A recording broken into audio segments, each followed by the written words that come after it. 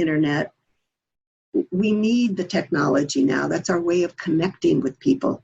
And so I think it's so important it may be hard asking for help, but to ask for help if you need it, to learn just the basics of how to do FaceTime or how to do Zoom. Because I think without having some connections like that, we run the risk of even more of the isolation, loneliness, depression, and we know that those are killers in addition to the pandemic.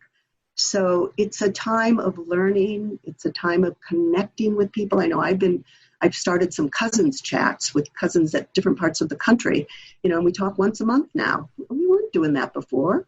There's some silver linings to things if we can create them. But I think I don't know what the new normal is going to look like. I don't think any of us do. And I think it is helpful to have that frame of transition and trying to figure out how am I going to do the best I can, even if it doesn't come naturally for me to deal with the uncertainty. Let me think about how I've dealt with uncertainty in the past. Let me think, what were the strategies maybe that I used that I can call forth now? It may not be that I'm going to create the exact life that, I was hoping I was going to have at this age, but how do I try to do that as best I can and to know that's good enough?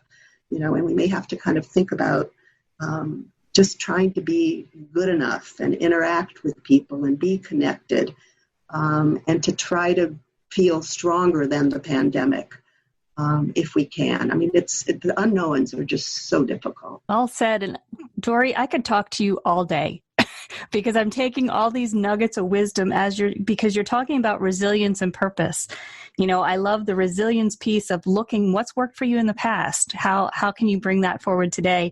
And a few moments ago when you had mentioned asking people their achievements, their 3 achievements and why they're important and what's the peak experiences of their life and is there commonality? Are there certain people that you're involved with, certain situations or volunteering or whatever it is? And these are so important questions for people to ask themselves. And so you've just given people just a whole reservoir of knowledge. And before I go down that whole rabbit hole again, I want to make sure to ask, how can people learn more about you and all the work that you're doing? Well, thanks for those comments too. So I have a website called Revolutionize Retirement. So it's www.revolutionizeretirement.com. And I'd like all of you to know that on the 4th Tuesday of each month, although not December because it's too close to the holidays, but on the 4th Tuesday of each month, I have what I call Revolutionize Your Retirement Interview with Experts series to help you create a fulfilling second half of life. It's open to professionals and the public. You can access it via phone or the internet, but it is important to know that questions and comments can only be asked via the internet. So it is helpful if you have the internet, but you don't have to.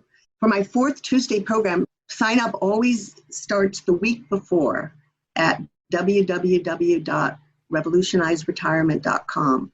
And once you sign up, you'll get all the information about how to access the call, and you'll also get a recording link after the call. But I really invite you to be part of that, and you can learn more about me there and some of the programs, the other programs I offer. And you have some incredible guests on your show. I'm so impressed with the quality and experience of your guests. So thank you for creating such amazing value and putting it out into the world, Dori. Oh, thank you. And Roger was one of my guests when his book had come out, and hopefully will be a guest again. Well, I was definitely honored today, and we fully expected it was going to be a positive experience, despite all the challenges and that we're all experiencing. But I know the 3 of us feel very uplifted, and I'm sure our listeners do too. I had an instructor who used to say the important pieces of information that he was giving me, he called pearls. So you gave us a bucket full of pearls today, Dorian, and thank you for that. And please continue what you're doing because you're making a difference.